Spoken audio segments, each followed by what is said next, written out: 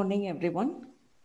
Virtual is going to be the newest concept, be it in the classroom or in the work environment. With no foresight on when we will be returning to normalcy, it's important that to understand the term virtual much better to make the most use of it.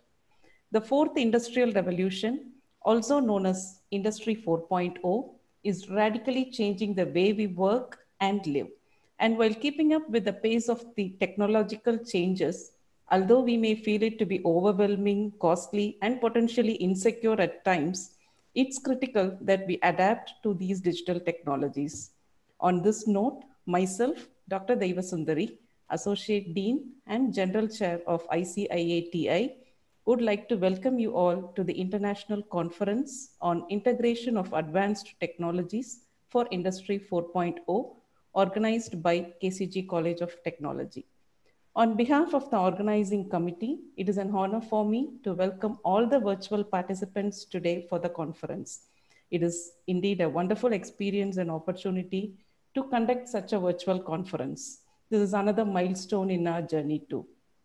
Before we get started, I would like to express my sincere appreciation to all of you who generously supported us make this event come together to become a success. We couldn't have done it without you all. We must develop a comprehensive and globally shared view of how technology affects our lives and reshaping the economic, social, cultural, and human environment. There has never been a time of greater promise or greater peril. Scientists, industrialists, and educationists agree that the future is volatile and uncertain, and that while accelerating changes may force many existing jobs to become redundant, fresh jobs will open up too. Industries and people who adapt and master the new technologies can survive and flourish. The key lies in being prepared, being ready to embrace the change, being ready to learn, unlearn, and relearn. Artificial intelligence, Internet of Things, robotics, machine learning, blockchain, data science, edge computing, virtual reality, RPA, I can go on, are all going to transform the workplace. At KCG College of Technology, it is our constant endeavor to prepare the students for the future by exposing them to emerging technologies. Conferences like these are a platform to keep them, the students, as well as us, the educators, informed of the brilliant work that is happening across various fields, across various universities. We also have our keynote speaker, Mr. Sylvester Daniel, project architect Mindtree, who has over 18 years of IT industry experience spanning over all these latest technologies. It is my pleasure to welcome Mr. Daniel for this conference. Today's keynote speech and the sessions to follow in the coming 2 days will no doubt generate many innovative ideas. We are all excited and looking forward to some very interesting presentations. The tremendous response and the great enthusiasm for the papers communicated and the large number of registrations to participate and present papers from many academic institutions, research scholars, faculty, and students go to prove the relevance of the topic too. I would like to welcome each and every one of you who have registered for this conference and who will be sharing your research work in one of the upcoming sessions over these 2 days. Once again, I would like to provide a very warm and hearty welcome to all who have joined us today in this virtual session to make this conference a huge success. Thank you. Request the principal to deliver his presentation. Thank you, madam. This is Dr. Prabhakaran, Principal, KCG College of Technology. Indeed, it's a great pleasure for me to be a part of this conference in delivering the presidential address. Before we get into Mr. Sylvester Daniel, Project Architect Mindtree, respected Chairperson Madam Dr. Elizabeth Verghese, Chairperson of Hindustan Group of Institutions, our beloved Dr. Anand Jacob Verghese, Director and CEO of Hindustan Group of Institutions, Dr. Annie Jacob, Director, KCG College of Technology, members of the managements, heads of the institutions, heads of the departments, and our valuable participants who are participating in presenting their papers, and faculty and students. Good morning to all. It's my privilege to preside over the International Conference on Integration of Advanced Technologies for Industry 4.0, sponsored by AICTE, New Delhi. As most of you are aware, we initially planned to have this conference on 27th and 28th of March 2020. We were on full swing preparing for the conference. A week ahead of the scheduled date, with the outbreak of coronavirus, and when the country went on a lockdown, we had no choice but to postpone the conference. In fact, that time we were quite optimistic. We thought the lockdown will be lifted completely in a month and we will be able to host the conference in the real-time environment. But when the outbreak turned into a pandemic, we realized that things are not so easy as we conceived. Situation is not going to become normal for some time, and we have no option but to adopt and adapt ourselves to what we call new normal. Meanwhile, on the other side, with the support and encouragement of our management, we started hosting webinars for our students and our faculty. Almost every day, we have been hosting digital lectures, either from industry experts or experts from academia or from our notable alumni across borders. We observed that our teachers are also enthusiastically participating in webinars and MOOC courses hosted by other institutions. We are quite pleased to see our teachers quickly adapting to changing times, resorting to online teaching and ensuring that teaching learning continues. The deftness and the ease with which our teachers handle the digital tools amazing, and today video conferencing tools like Zoom, Google Meet, WebEx and MS Teams have almost become our household names. This encourages us to host this conference in the virtual platform. It's not an exaggeration to say that during lockdown, life of those with access to the internet and smartphones did not change much. They were continuing to work from home, and this was possible only because of the revolution in the field of information and communication technology. In the present scenario, when the advancements and developments in technology have permeated into all walks of our life, to host a conference on integrating advanced technologies in fourth industrial revolution, Industry 4.0, is of much relevance. Conferences of this stature will emphasize the role of industries, higher education institutions, and government in making Industry 4.0 a possibility and a smart factory a reality. It's a time for the industries, institutes, and government to realize the potential of Industry 4.0 and accordingly build knowledge on technology use and adapt them in their domain specific. Industries must start focusing on re-qualifying the existing employees by encouraging them to upgrade and maintain skills. The employees must be encouraged to unlearn and relearn the organizational structure, roles of machines, and work time models that are required to survive the revolution. Similarly, the higher education institutes must install interdisciplinary learning and adopt new formats of learning that make learning so flexible. The government should also come forward to integrate efforts and provide support, common guidelines, infrastructure, and assurance. The working of the trio in unison will make our factories more efficient and productive and less wasteful.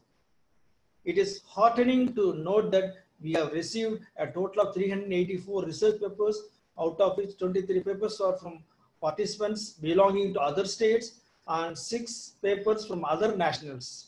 It is very glad to know that these papers are from industry personnel, researchers, and academics across disciplines. I am sure that your deliberations for the next 2 days will provide solutions not only the companies grappling with how to upskill their existing workforce, but also to academia to provide interventions that will make learners Industry 4.0 ready. With this note, I wish you all a fruitful deliberations. Thank you. Over to Dr. Deepa Jose to introduce the keynote speaker.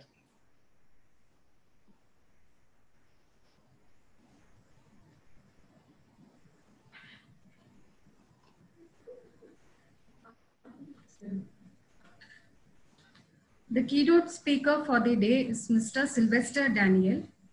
Sir is working as a program architect at Mindtree, India. Mr. Sylvester Daniel has over 18 years of IT industry experience spanning across given key areas such as technology consulting, solution architecture, and ML big data architecture. To list a few of his key accomplishments, Sir has led the Big Data program from idea to technical implementation by helping migrate traditional platform to scalable Hadoop-based solutions. Sir has led the Big Data MLCOE on different initiatives, and he has explored different architectural styles for same business problem and analyzed the positive and negatives of big data tools. He has also led and defined and innovated different solutions for different big data use cases covering big data roadmap, data lake implementation, and customer 360. We are indeed very happy to have such an experienced IT professional amongst us to deliver the keynote. Respected Sir, on behalf of the ICIA team, we welcome you to deliver the keynote speech. Over to you, Mr. Sylvester Daniel, sir.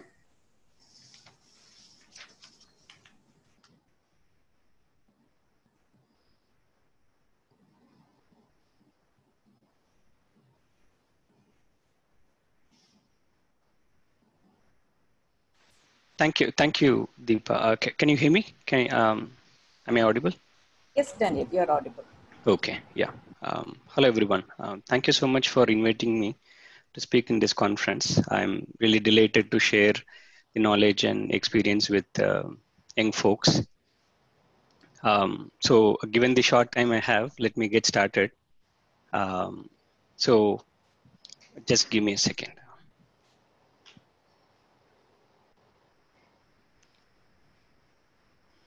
So I hope you're able to see my video as well. Yes. Let me present my screen and then let's get started. And in case if, I'm not sure if others can talk, but in case if any of you have questions, please feel free to stop me and ask questions, or I can take questions towards the end as well. Okay. Let me share, give me a minute.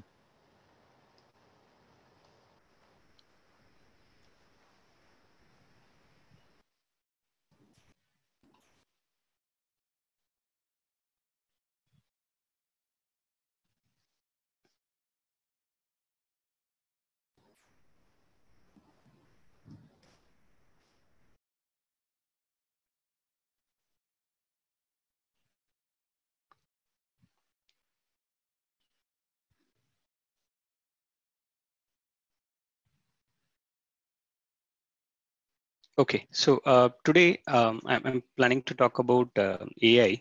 So it will be a very basic session on what is AI, history of AI, how things evolved over time. I'll begin with industrial revolution, and then based on the time we have, we can get into details.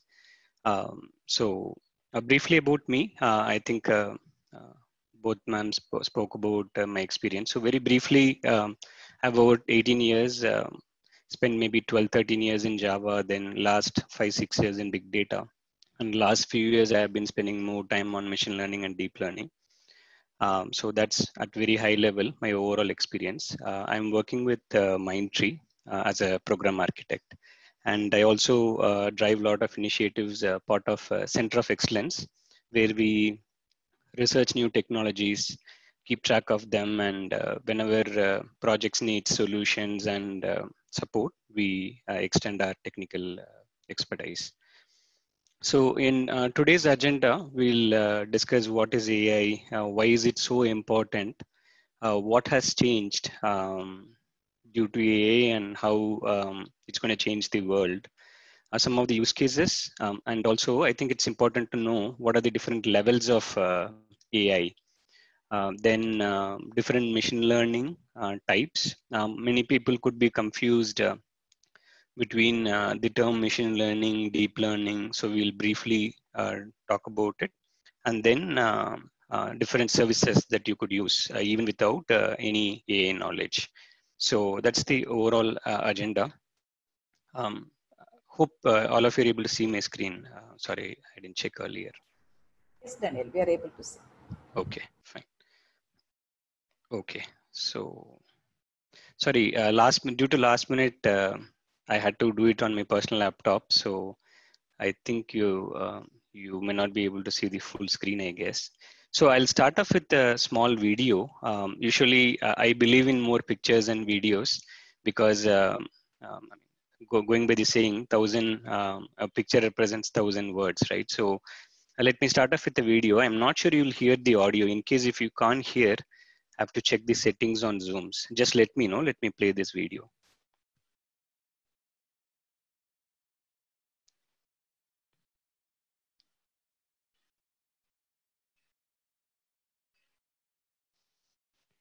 Are you able to hear the audio as well, ma'am? I'm not sure if you need to We are check not able this. to hear the audio, only we can see the video here.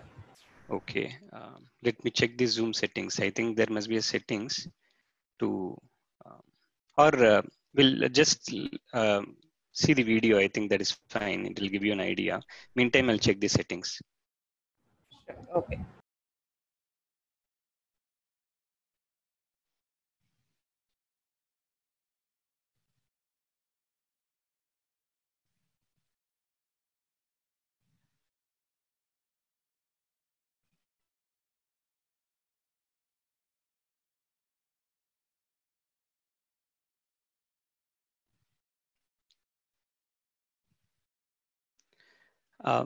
Ma'am, I have not used Zoom much. Do you know any setting that can share the video? Sir, you have to remove the headphones, sir. Then only we can hear the Okay, voice. through my speaker, you're saying. Yeah, Okay, yeah. let me try doing that. Okay, just give me a minute.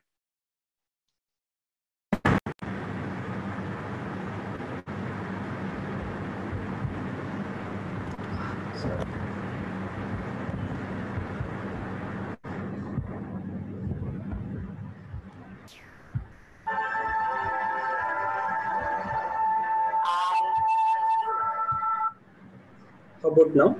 You're able to hear? Yes, Daniel, we are able to hear now.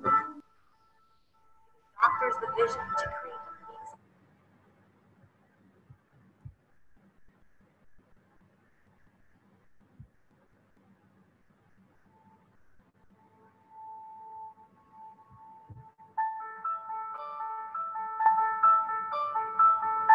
I am a protector,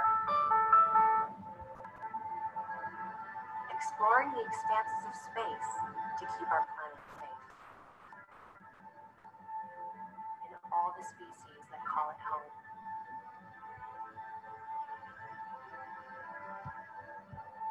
I am a healer,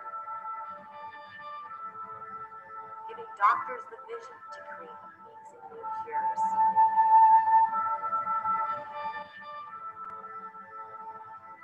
And using the heart's own magnetic field to diagnose itself.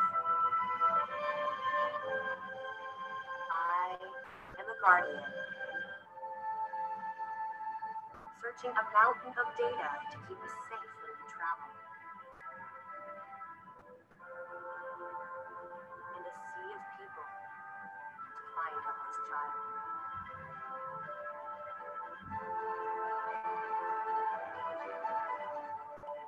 I am a helper, powering autonomous machines that simplify our lives.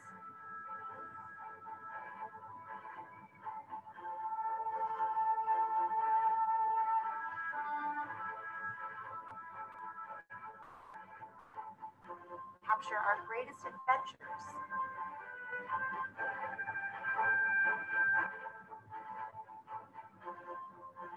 And make us whole again.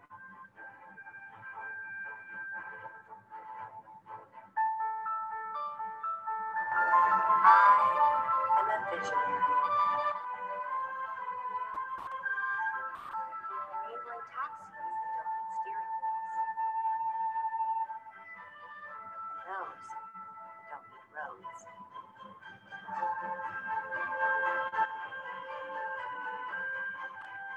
I am even the composer of the music you're hearing.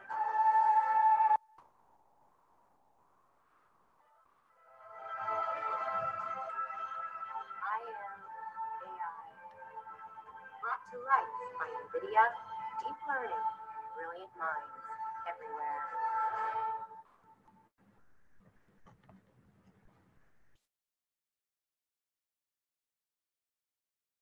Just to briefly talk about the video you just saw. So it demonstrates what are the fields already AI is making a big change. The first part was about space exploration, where various algorithms, AI-based algorithms, are enabling us to discover our universe. For example, recently, I think a few days back, I read the news that they have discovered a.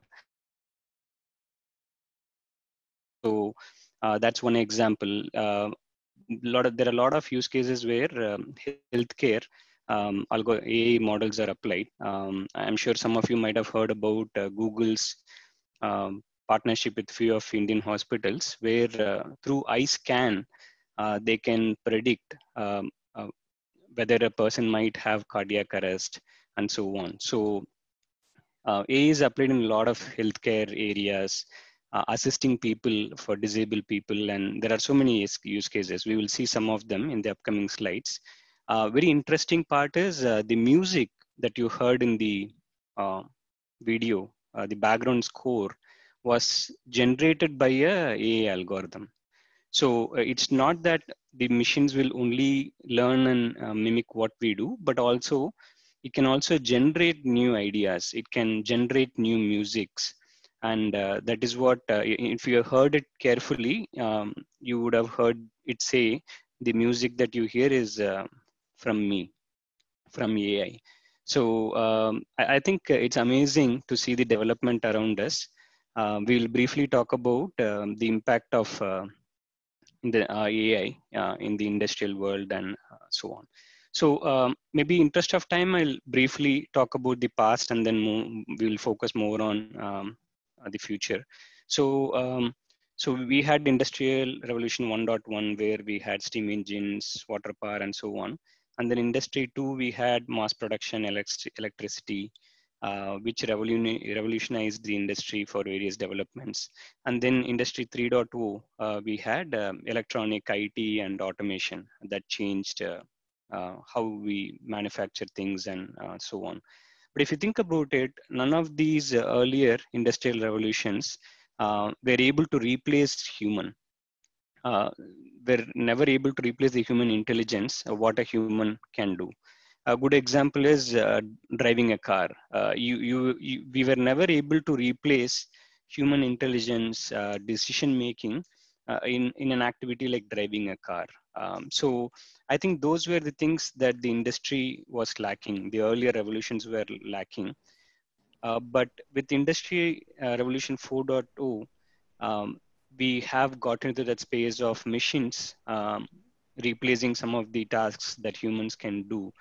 And not only the AI part, but also technologies like IoT is also changing how machines can connect among each other, can connect to the world. We can get a lot of details through sensors from these machines, and then they can make better decisions. IoT is Internet of Things. So the Industry 4 involves a lot of technologies.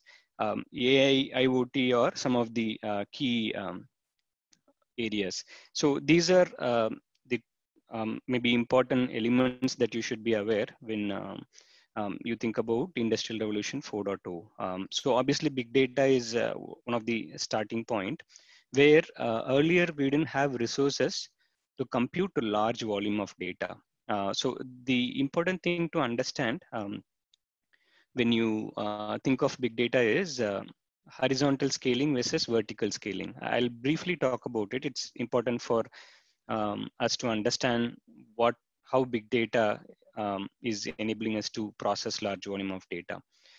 With invention of many devices like mobile and a lot of smartwatches and so on, or IoT devices, the data generation has significantly increased. I think past few years, we have generated more data than the whole human era has generated.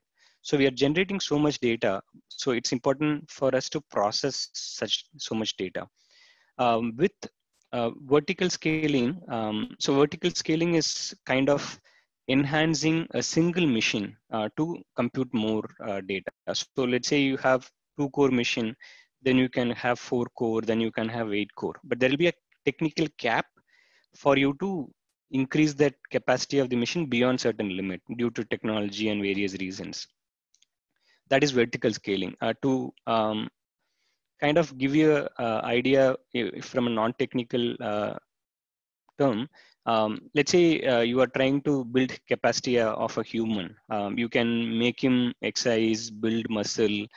You can only enable a person to be physically strong and do so much to only some extent.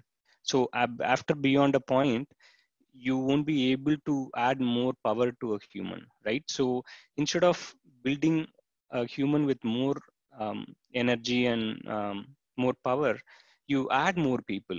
So instead of making one person do many things with more power, you are kind of adding more people, like 2, 3, or 5 or 10 people or more, so that they can share the work and then do it faster. Big data works exactly the same way. You can, whenever you think of big data, you can correlate to how we divide the work and get things done.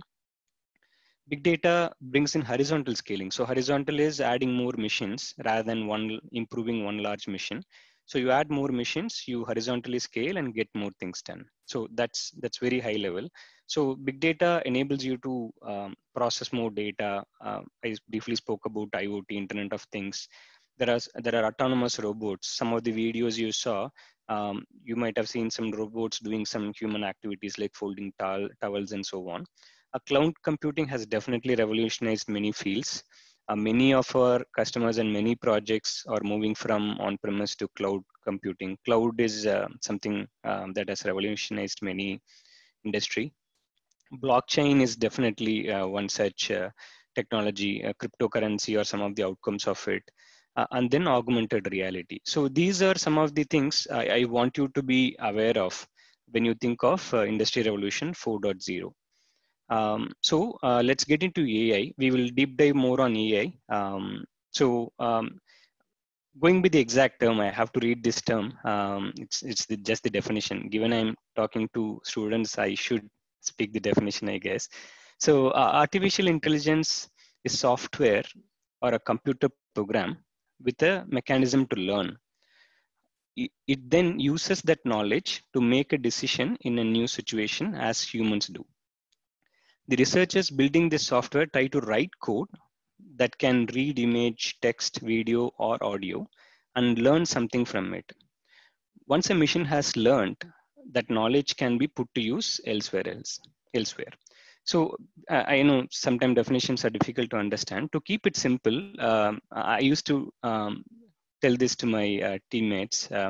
So whenever you think of AI or machine learning, think of it like a baby.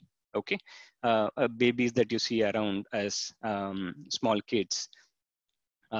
So how do they learn? How do they learn from the space around them? They see adults do something. They see people speak to them, and they eventually start picking it up. They mimic what they see, right? AI is exactly like that. Certain things you tell them to do certain ways, but otherwise, most part they learn by observation. So machine learning is more of like a baby or kid trying to learn from what it sees. So here they don't actually tell the program how to do. They just write code such a way that it can learn from the data. We'll see it in upcoming slides in case if you didn't understand. So very briefly, this is the history of AI. I'll just talk about few important milestones. So if you think of AI, it's not something that people started researching very recently. In 1950s itself, they started working on AI-based algorithms. But due to a lot of computation restrictions and a lot of other restrictions, they were not able to succeed to a greater extent. After 1966, there was a long winter where nothing much didn't come up. One of the major talking point of AI history is 1997, IBM developed Deep Blue. So I think many of you might have heard about it, where a computer was able to defeat world champion Garry Kasparov in a chess game. So that's one of a major milestone. And then there were a few more milestones, small things like robotic vacuum and so on. You have Watson, Siri coming along the way. You have Alexa. Many of you might have heard about Echo Dot from Amazon Alexa. The very important breakthrough is AlphaGo, which is from Google. Google acquired a company, DeepMind. So what is the major difference between Deep Blue and AlphaGo? It's a very drastic difference that we all must understand. So these are the key milestones. So let's see this video on AlphaGo, and then let's discuss the difference.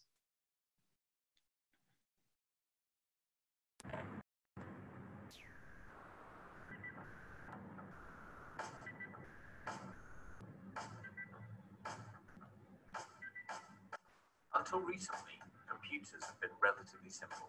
Even the most powerful machines can only count. So given it's a long video, like 8 minutes, maybe I'll forward it to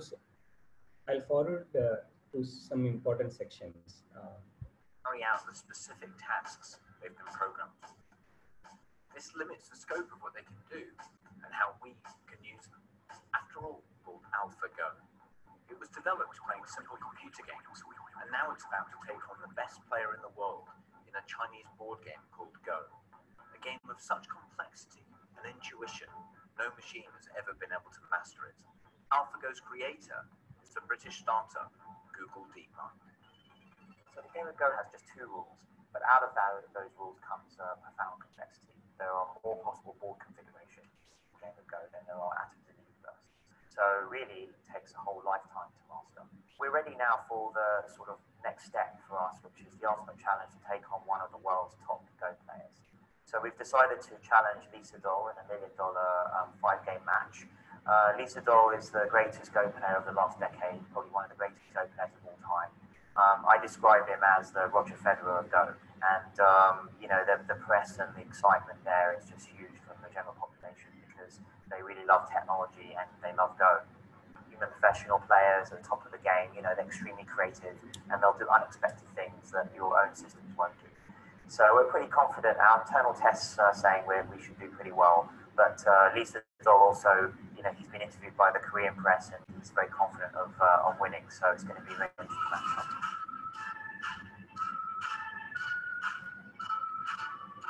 Of course, this isn't the first time computers have beaten humans in a board game.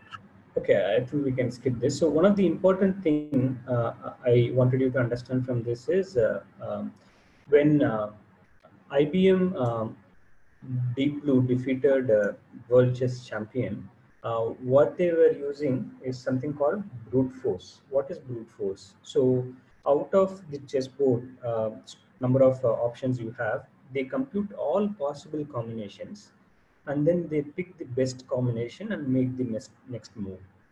So that's how Deep Blue operated.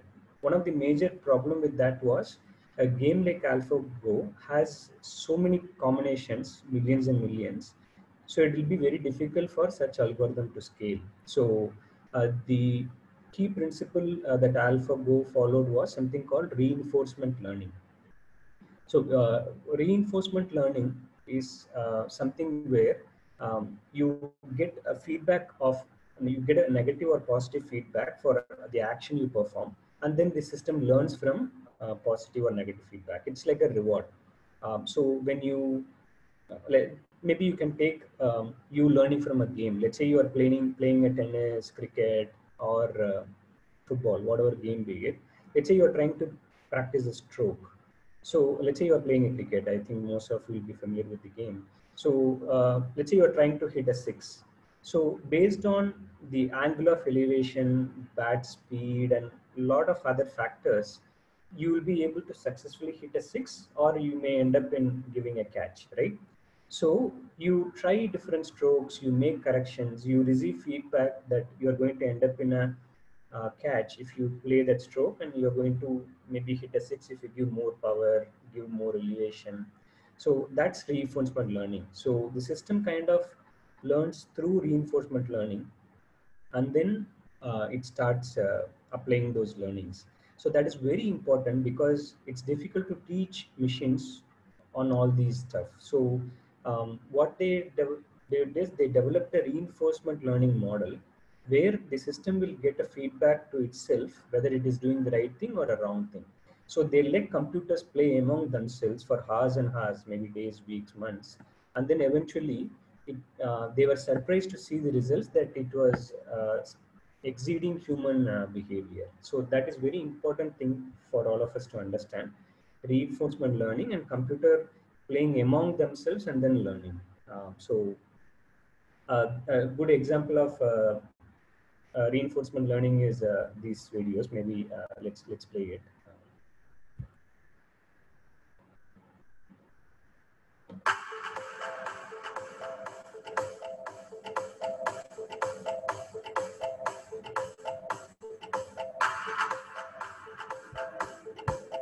So just watch the text. You will see first the car when it drove by itself, it crossed the road sideways, it hit some obstacles. So whenever it did a mistake, the human behind is giving a feedback or reward, or even some rewards or feedback is given within the system. In case if the system is unable to learn certain things, they will feed it manually. So as they run more episodes, from the feedback, it's able to drive in the correct path.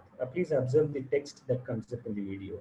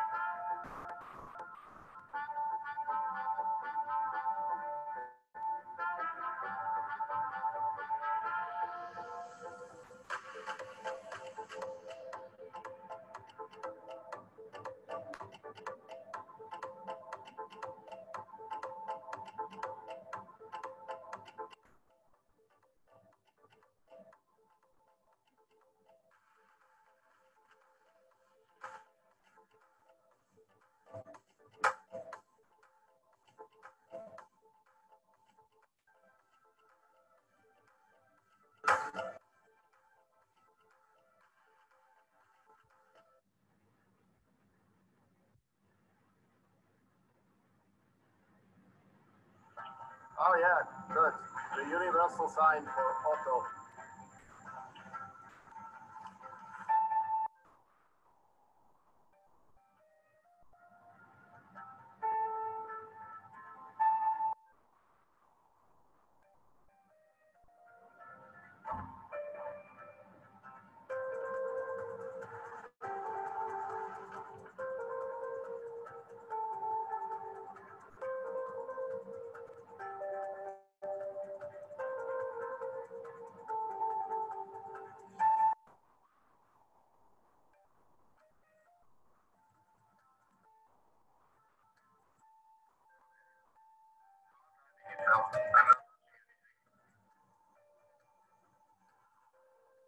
Cool.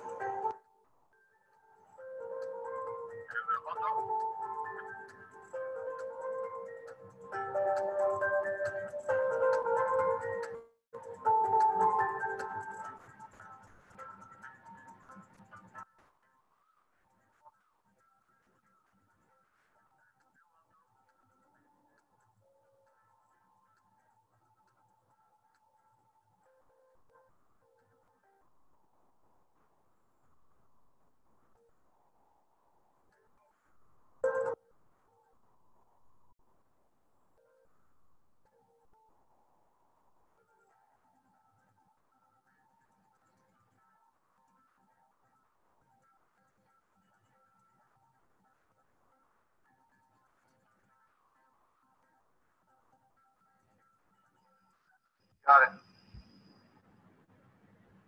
Okay, so I hope. Okay, let's watch the next one. See, one of the reasons I'm trying to show many of these videos is I think first you should get inspired by the technology. You should. I think some of these videos and what we see around us is at least making me so excited that I want to learn some of these and implement some of these. So I wanted to bring in that wow factor or love for the technology and what it is doing for us, so that learning technology, I think, will follow. I think you have to fall in love with AI and these technologies. I think I have a couple of videos. Please, let's play them and then let's get into technicals. Okay. This is very old video, probably 3-4 years old. But last year at Google I/O, we announced Google AI. It's a collection of our teams and efforts to bring the benefits of AI to everyone. And we want this to work globally, so we are opening AI centers around the world. AI is going to impact many, many fields. I want to give you a couple of examples today. Healthcare is one of the most important fields AI is going to transform. Last year, we announced our work on diabetic retinopathy. It's a leading cause of blindness, and we use deep learning to help doctors diagnose it earlier. And we've been running field trials since then at Aravind and Sankara hospitals in India, and the field trials are going really well. We are bringing expert diagnosis to places where trained doctors are scarce. It turned out, using the same retinal scans, there were things which humans quite didn't know to look for, but our AI systems offered more insights. Your same eye scan turns out holds information with which we can predict the 5-year risk of you having an adverse cardiovascular event, heart attack or strokes. So to me, the interesting thing is that, more than what doctors could find in these eye scans, the machine learning systems offered newer insights. This could be the basis for a new non-invasive way to detect cardiovascular risk. And we are working, we just published the research, and we are going to be working to bring this to field trials with our partners. Another area where AI can help is to actually help doctors predict medical events. It turns out doctors have a lot of difficult decisions to make. And for them, getting advance notice, say 24 to 48 hours before a patient is likely to get very sick, has a tremendous difference in the outcome. And so we put our machine learning systems to work. We've been working with our partners using de-identified medical records. And it turns out if you go and analyze over 100,000 data points per patient, more than any single doctor could analyze, we can actually quantitatively predict the chance of readmission 24 to 48 hours before, earlier than traditional methods. It gives doctors more time to act. We are publishing our paper on this late.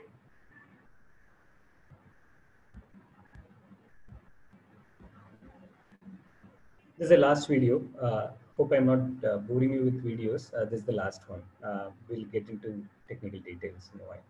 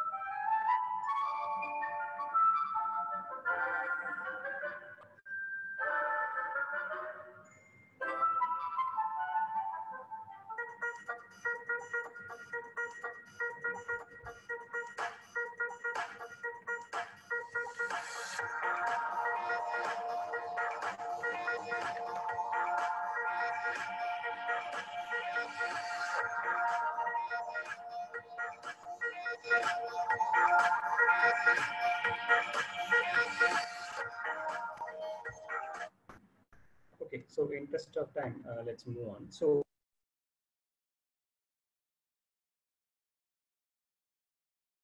in the world, you can see driverless car. So what's the impact? It can probably replace human drivers. Obviously, if you look at the negative side, there will be a lot of job loss for people who are drivers. They might have to end up finding some other job. But if you look at the positive side, I don't have the data per se, but there are probably thousands or lakhs of people dying in car accidents in countries like India, where it could save a lot of lives, right? So if you think of a disabled person, if somebody is blind, a driverless car can help them go from place to place, right? So that's one example. You saw another example of a machine trying to uh, help cut vegetables. So you can think of jobs, countries where you have a resource shortage, and these bots can replace human workforce. So that's the impact. That's the industrial revolution we are talking about. There are a lot of research on robots replacing human jobs of moving things from place to place, trying to reach destinations where human can't reach. So please understand the way the AI is making changes around us, and how it's going to change our lives. It has already started making changing lives, and you will see that soon in all walks of our lives. So getting to some technical details, I think I have probably another 20 more minutes. I'll try to run through most of the slides. So AI is mainly three important things. So it has to learn. So self-learning over time is very important thing. So it learns, and then it interprets the learning to make better, to build perception and probably help it make better decisions. And based on learning and perception, it forms a conclusion, and that's the cognition ability. So these three are the like pillars of AI. What has changed over time? Why AI is all of a sudden doing really good? We spoke about big data earlier. That's definitely availability of more data enables machine to learn better. So data availability is really a lot these days. We have faster compute. There are so much advancements in hardware that we are able to compute very faster than we used to. So we are able to make decisions faster. With the advent of TPUs, GPUs, and so on, it computes faster and makes decisions faster. Car driverless car like Tesla has so many GPUs built in it. By the way, GPU is graphical processing unit, and also we have come up with a lot of powerful algorithms, better algorithms. These three things constitute a good AI. We spoke about big data. Big data primarily when you have large volume of data, large velocity, that is speed at which you receive data, large variety, and quality. So that's big data. These are some of the big computes that you should be aware. CPU is very common. All of you might have heard about it, central processing unit. You have GPU, graphical processing unit. We also have FPGA, ASIC, TPU, and so on. All these are behind the scene that enables you to compute things faster. Okay. In terms of compute power, from watts taken, CPU with 1 watt, whatever it performs, a TPU can do 83 things. And in terms of predictions per second, this is probably a little older data, but still you can correlate. So CPU, when it predicts 5,000 something, a TPU can predict 2,25,000, whereas GPU can do 13,000 something. So that's the scale of prediction we are talking about. And when it comes to powerful algorithms, so we spoke about big data, big compute, and the power algorithm, the intelligence or brain behind all these. So usually anybody who have heard about AI and is spending time on it might have heard about neural networks. It is it's inspired from our human brain, how the neurons in all over the body and within the brain So it's called neural networks. There are different types of neural networks. Feed forward, CNN, which stands for convolutional neural network, RNN, and GAN. GAN is the generative adversarial network, which generates new style of art or new music, what you heard in the first video. So these are some of the algorithms that are very popular. There are a lot more specific algorithms within this. You can learn them as you get the basics good. And the other thing is, it's important to understand the levels of AI. So there are at a high level 3 levels of AI. Artificial narrow intelligence, which is step 1, and artificial general intelligence, and third is artificial super intelligence. So what is the artificial narrow intelligence? So it is the ability to perform single task extremely well. So to give you an example, you have Alexa Echo Dot, which is very good at hearing to your human voice, interpreting the text intent from the speech, and then performing some actions. For example, I have an Alexa at home. I could say, Alexa, turn off my bedroom light, and it would do so. And I can say, Alexa, turn on, and it would do so. Similarly, a driverless car might be very good at driving cars. It can detect humans crossing the roads, see objects, signals, and make decisions. But it may not do anything else apart from what it was intended, planned, designed to do. So that is narrow artificial intelligence. So what we see these days are mostly narrow intelligence. They are designed for a specific thing, and then they just do that. That is narrow intelligence. General intelligence is ability to perform a task without, it's more of like a human. So they can understand task, reason, and they can learn new things over a period of time. You might have seen this in some of movies where AI could act like a human. So it can learn new things without even being trained on it explicitly. So we are not there yet. Even general intelligence is way too far now. So the next thing is super intelligence. This is more of even exceeding human behavior without training. So just to clarify, we are still at narrow. General itself might take more years, and then you will super. We don't know. We might eventually. I guess we might, but it depends on how good, bad we have control over them. So that's on different levels of AI. So obviously there are a lot of issues and ethical things that we have to understand. Even though we talk about good things, there are also a lot of bad things that could happen because of these AIs. It could result in unemployment. There could be security risks. For example, there are complaints that Alexa sometime overhears, when I say Alexa, the Echo Dot, Amazon, sometime overhears what humans are speaking around them. It could be technical glitch. Sometime it could be hackers might hack into those devices, and then it could become a security risk. Like human rights, there could be eventually a robotic rights as well. You never know. Obviously, sometime it could be a threat to human based on how you use it. It might be used for weaponization. Think of AI getting into hands of terrorists. I'm not sure if you have watched videos. Somebody could build thousands of small drones, tiny bots, and then they can just attack a whole city or something like that. It's difficult to capture. We don't have technology yet to control some of attacks like that, and these things not getting into bad people is also very important, and various regulations around these AIs. I think we have to be also responsible when we develop some of these AI solutions. That's something we all should understand.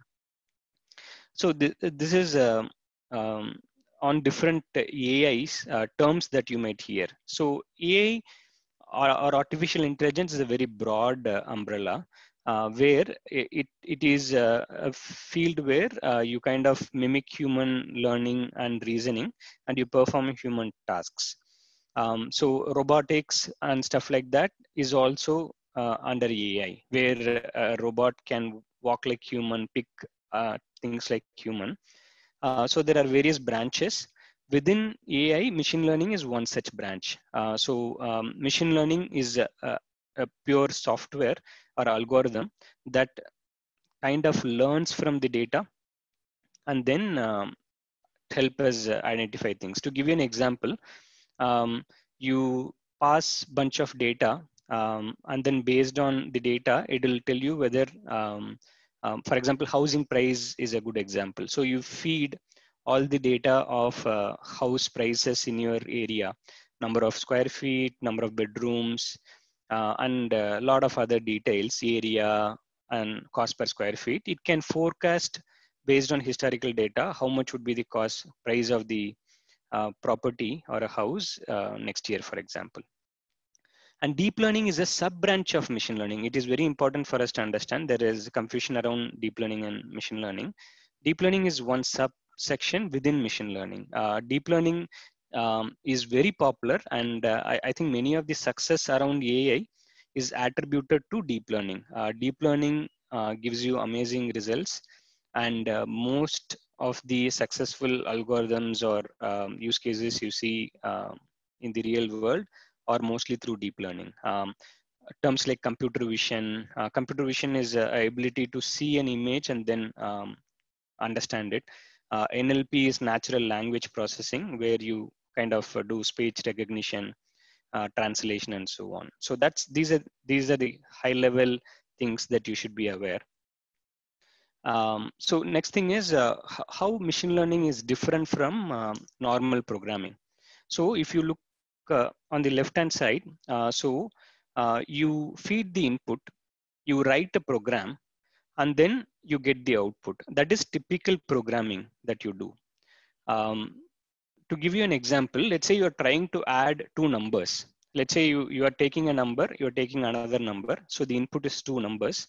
And then let's say you want to add them, for example. So you would say you will implement the logic to add, and then the output would be, let's say you are passing 2 plus 3, it will give you an output of 5, right? So that is addition. You implement the addition in the program. Okay, that is what typically you will do in programming. Machine learning is very different, where you give the input, you give the output. And with large volume of data, the program will try to understand what you are trying to do. For example, your input will be, let's say, 2 and 3. These will be the two inputs. And then your output would be 5. So 3 plus 2, 5. You can give another example like 1 plus 4, 5. Then let's say 1 plus 7, 8. You can keep on giving so much data. So you give input fields and then you pass output fields. You are not teaching the machine how to add, or you're not teaching the machine what you are really doing in the input and output. You might add, you might multiply, you might divide, but what machine learning does is it uses a bunch of algorithms and then it measures the accuracy and then it decides what is the rule to get the expected output. To begin with, it might, let's say, going by the example we spoke, 2 plus 3, 5. It might first predict 2 plus 3 is, let's say, 2, for example. But the expected output is 5, right? So it will calculate the difference. 5 minus 2 is 3. So it is very far away from the expected output. Then it will increase certain attributes in its program, and it will see whether it is getting closer. So from 2, certain combinations might give the result 4. Certain combinations may give result 1 or even minus 1, right? So based on the changes in the attributes of the features of the algorithm, it will compute the loss. Loss is the difference in the output that it computed versus the expected output. So it will, okay, first it will calculate 3. 5 minus 3 is 2. So it is still far. Then it may get to 4. It will remember, okay, I have got 4 using these features. So let me increase what is helping me to get closer to 5.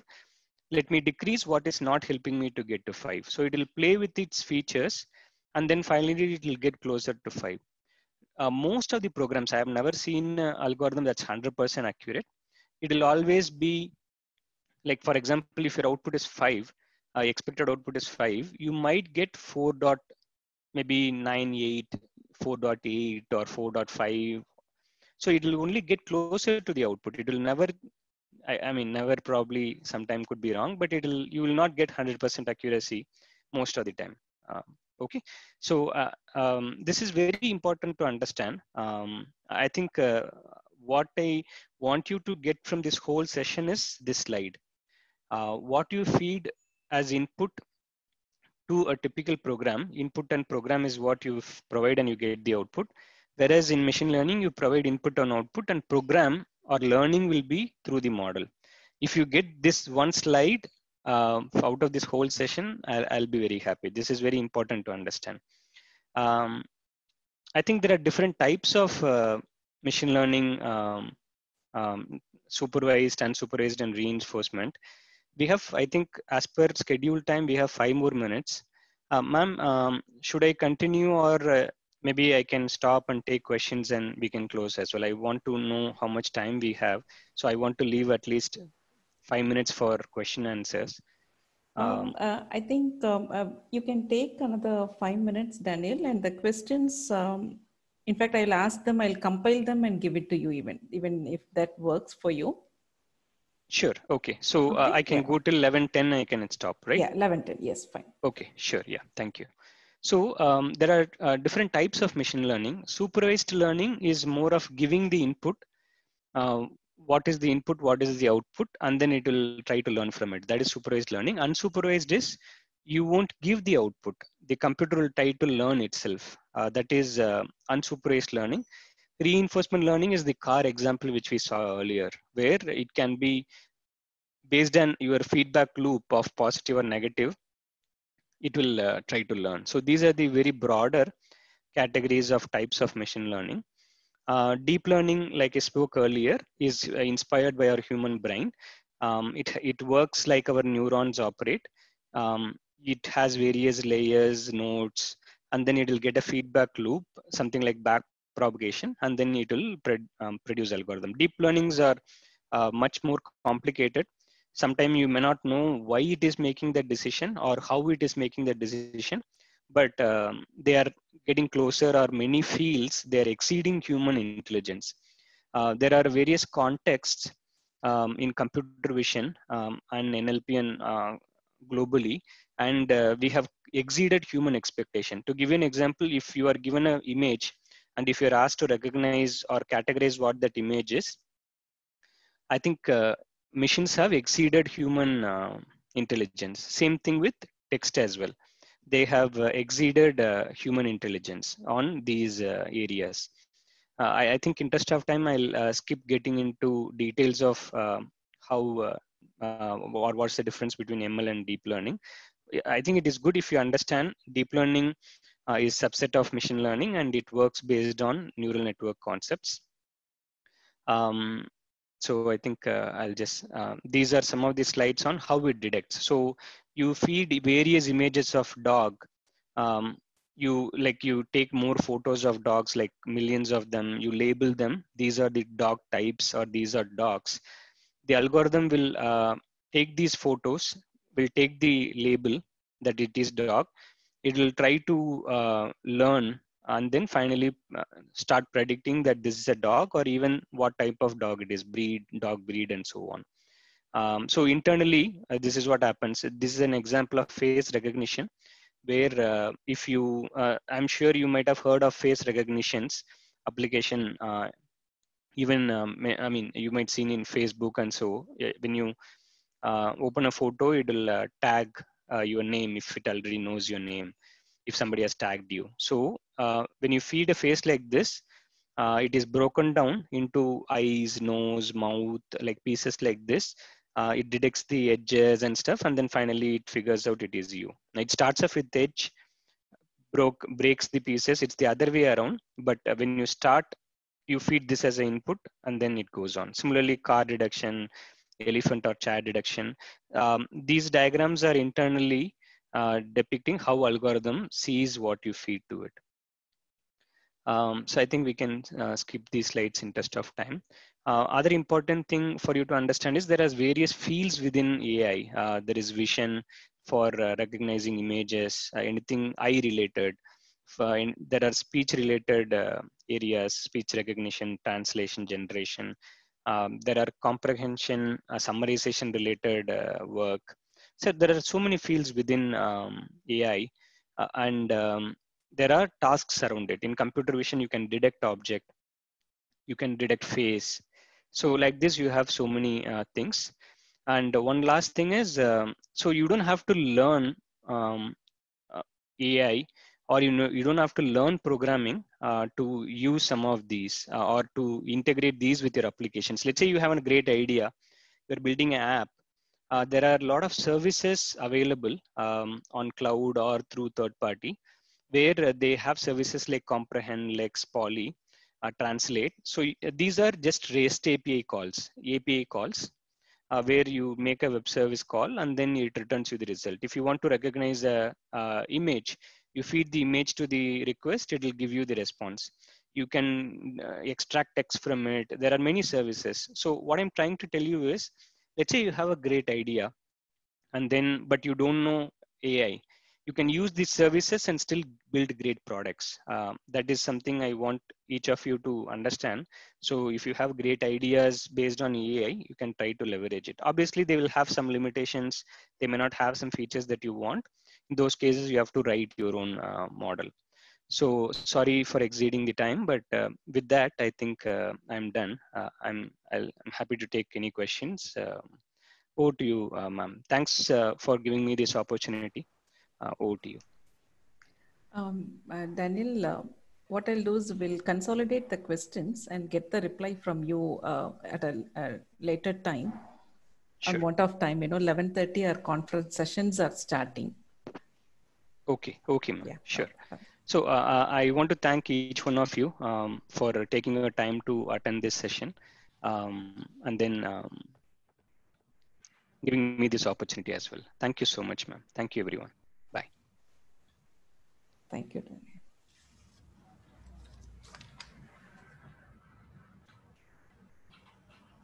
It's time to. Yeah, sorry, go ahead. It's time to thank everyone on this occasion. I'm Dr. Kennedy. On behalf of the conference general chair, I'm thanking everyone. On behalf of the conference team, we express our thanks to our chairperson, Dr. Elizabeth Verghese, for all the support and encouragement in organizing this event. We thank our director and CEO for his support and for the opportunity he gave and the necessary funding that he provided to us in organizing this event. We thank you, sir. And also we thank our director, Dr. Annie Jacob, for giving time to time advice and suggestions to continue with this project. We thank you, ma'am. And also our special thanks to the chief guest of the day, Mr. Sylvester Daniel, project architect, Mindtree, for delivering the inaugural speech. The speech is unique in its sense because it was the inaugural speech for the first EE conference. We thank you, sir, for inspiring everyone to pursue a career in AI and machine learning. We thank you so much for the insight that you gave into the topic. So we are thanking to you.